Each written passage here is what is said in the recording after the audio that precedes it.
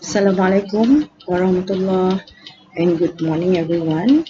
Today is our second lesson for online distance learning, which the focus for today's topic will be on chapter 4 is on travel and tourism experience. So before we start, please refer to your PowerPoint notes in order for you to have a greater understanding on this chapter. Basically, this chapter covers six sub-chapters of demand by Muslim tourists, halal foods and tourism, Islamic standards in hotel, Islamic heritage and culture, Islamic tour packages, and last one is the ecological environment in Islamic legacy. So the provision of hours allocated for this topics is actually 9 hours. So we're gonna separate or divide this class into three this section into three classes. Yeah? And today we will be looking into the first two chapter on the demand by Muslim tourists and on the halal foods and tourism. If you look at the PowerPoint notes, yeah, this is a world map. Okay, from this world map, it shows that there are two categories of countries in the world who actively and at the same time contributes to the developments of Islamic tourism.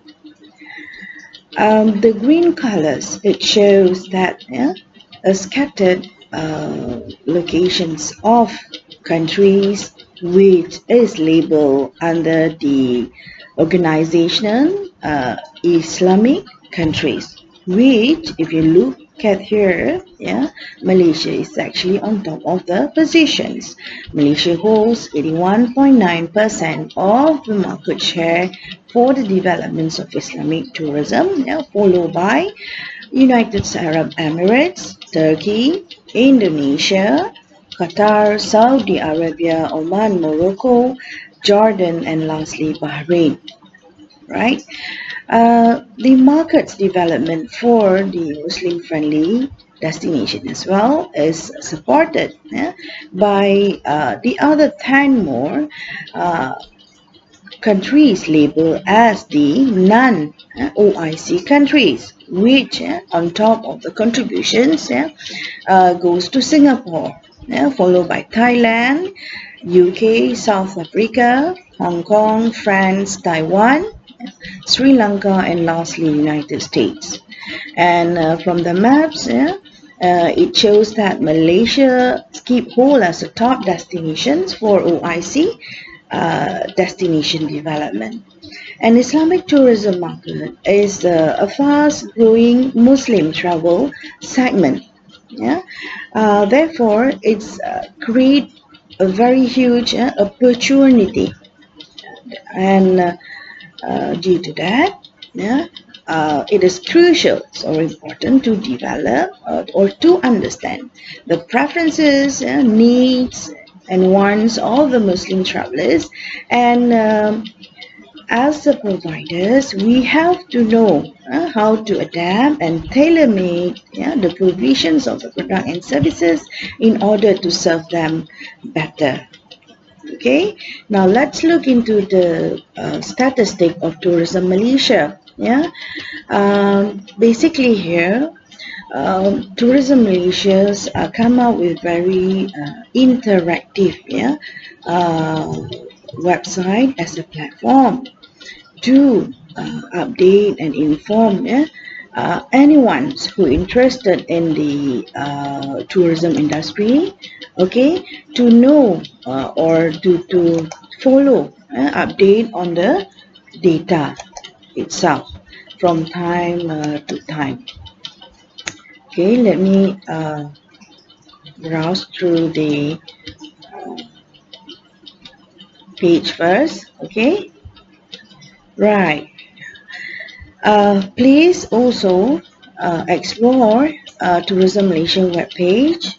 As what you can see is actually there are divisions of information which provide sufficient information about the developments of Islamic tourism market. Okay, among the information that you can find here is actually on the tourist arrival, tourist receipt, hotel survey, fast facts, notes on the informations on the statistic. Very importantly for us as the travel provider, we have to look find the statistic. For example, tourist arrival for each segment of the tourist arrival to Malaysia in order for us to project a specific market segmentation for each of the group. Right. Let's look into the tourist arrival by country. In Asia, it shows that in between the trend shows an increasing figure. Yeah. Here it shows that there's a additional of tourist arrival from time to time to Malaysia. And I want please explore on your own on the tourist arrival or Tourism Malaysia webpage. But basically, there's an increase of the Islamic tourism markets. Now, as it's developed, okay, there are factors, or segments of markets specifically for the developments of the global Islamic economy. It was recorded in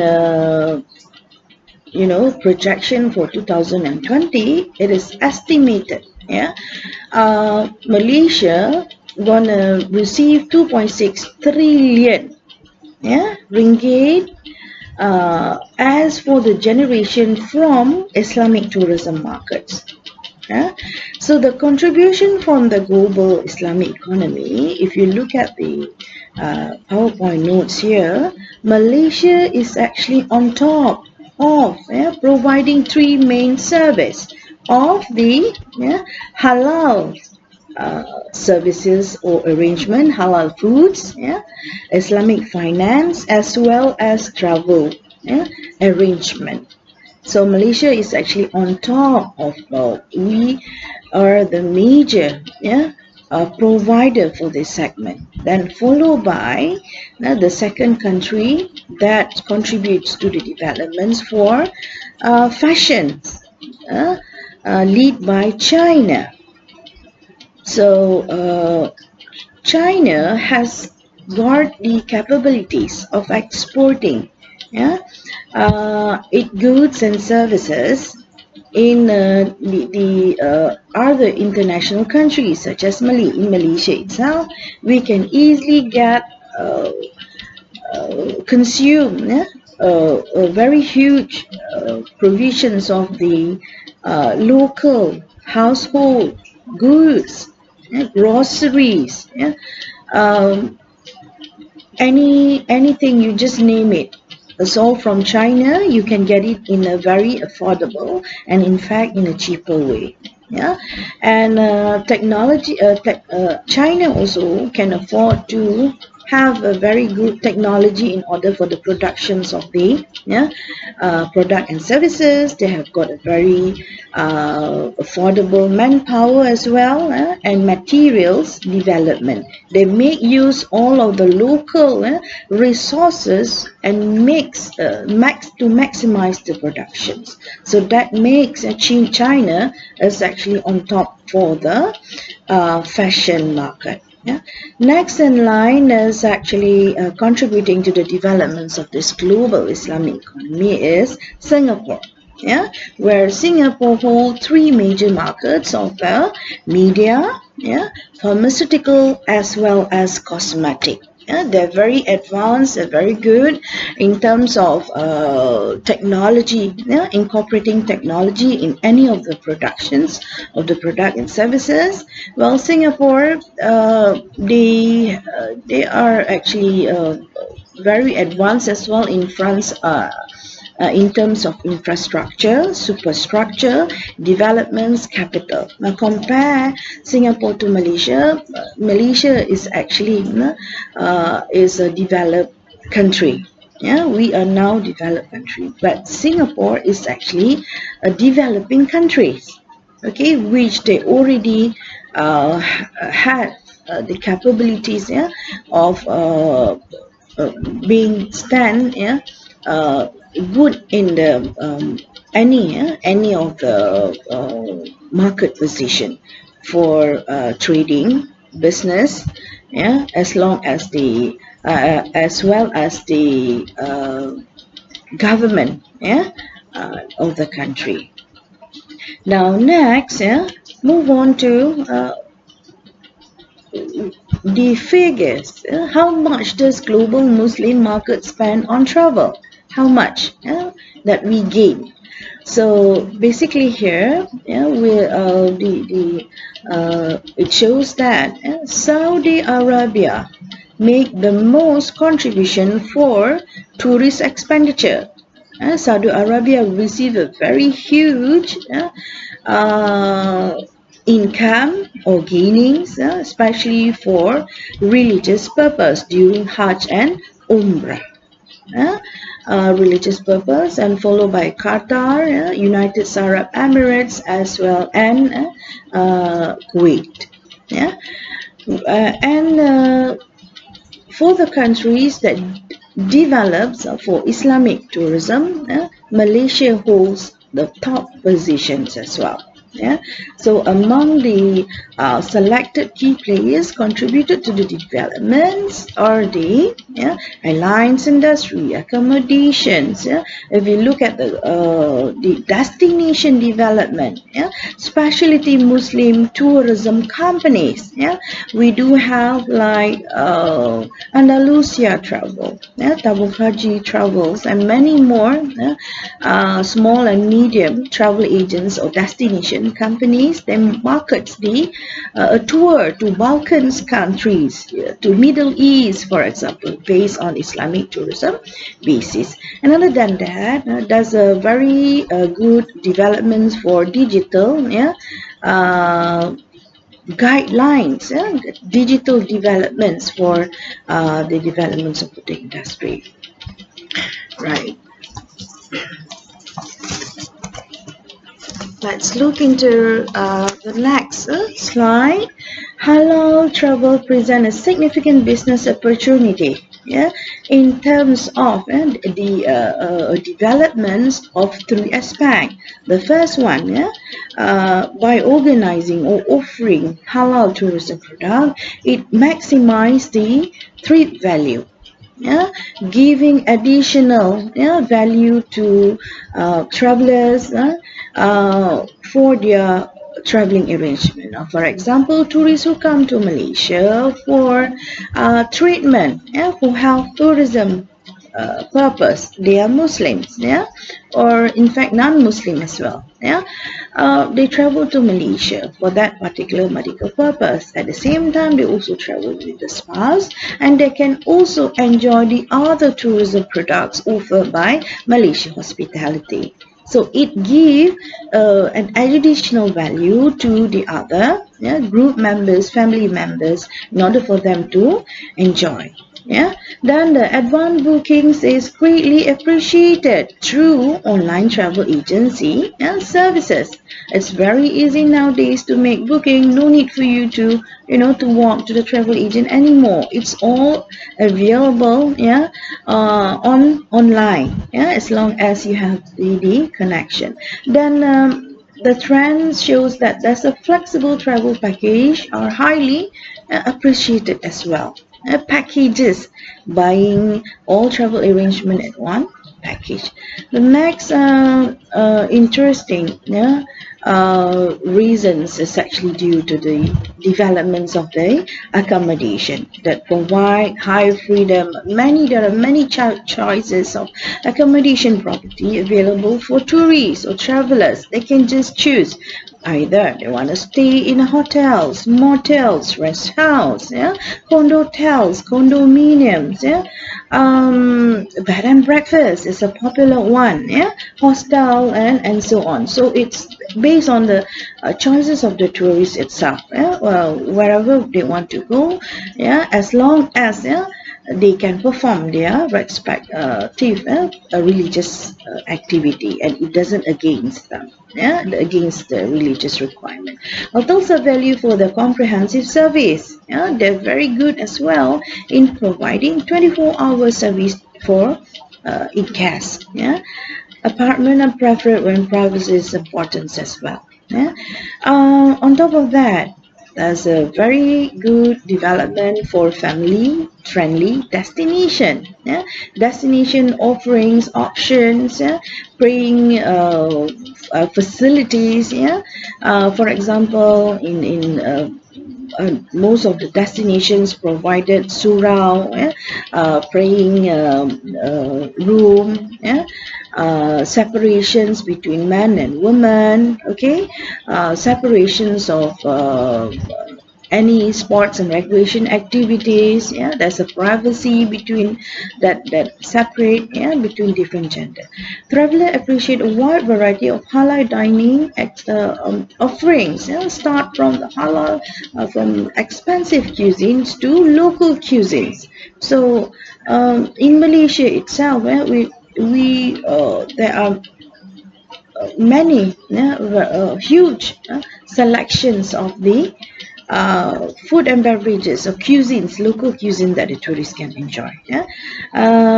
And also there's a very positive development for smart transportations, yeah, that private drivers are an appealing options. And this report has been abstract from the Amadeus, yeah, the online travel bookings, yeah, survey that was done in 2020. Let's move on into the next chapter on the factors contributing to the growth of Islamic tourism.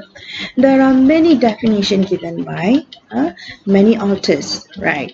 The one that I'm going to explain to you or is on the Zailani et al. In 2011, where yeah, it mentions that yeah, the factor that makes people to travel are due to the September 11 events, the tight security measure due to the bombing at World Trade Center, remember? Yeah, and Europe market make tourists shift from Europe markets to Asia country, and Malaysia and Brunei are actually two interesting countries that yeah, they love to visit. Yeah, well, next, yeah, due to the Shafani, yeah, say that due to the robustness of Islamic banking itself, yeah, that make it interesting, yeah, for the investor, yeah, to involve or to join the industry due to the Sharia compliant business, yeah, of any restaurants and services provided or any of the potential business. Yeah. All right, let's look into the next one. There are 10 rules of traveling for Muslims. We have to know, because as a service provider we have to know on actually how we can service better the tourists, and we have to know the rules. The first rule is actually on the shorten of the prayer time. So basically Muslim we pray 5 times a day: Subuh, Zuhur, Asar, Maghrib and Isha. So for 4 rakaat, that's we can we can shorten the time to 2 rakaats. Okay, for travelers or anyone travel on the long distance, and there's a provision for us to as well, to shorten the prayer time to by using jamak takdim and jamak takhir. yeah, to assemble. That's 4 shortened into 2. Now next, yeah, one is the ablutions. Normally we use water to clean the parts of the body, right? But then as a traveler, you can, yeah, you are allowed to use dust as to perform tayammum, to replace, yeah, water. Next, to pray in any position. In flights, for example, you can just sit and, pray in any of the positions available. The fourth one is mixing among non-mahram is not allowed at all. Okay, no woman should travel except with mahram, or no man should enter uh, a house, a room, or any place upon her unless there's a mahram with her together. Right, the next one, the fifth rule says the dressing code, the aura. Yeah, women and men. We have to cover the aura. Okay, the dress code, must be full lining. It doesn't, must not, shows any part of the body. It should cover from head to toe. Now second is modesty. Yeah, modesty. Yeah, um, in wearing clothes, dress code, for example, talking, yeah, your attitudes, it all should be balanced, moderate, sederhana, at a mid position, not too extreme, not talking not too loud, laughing not too loud, yeah, or you have to be moderate in whatever things, any things that you do.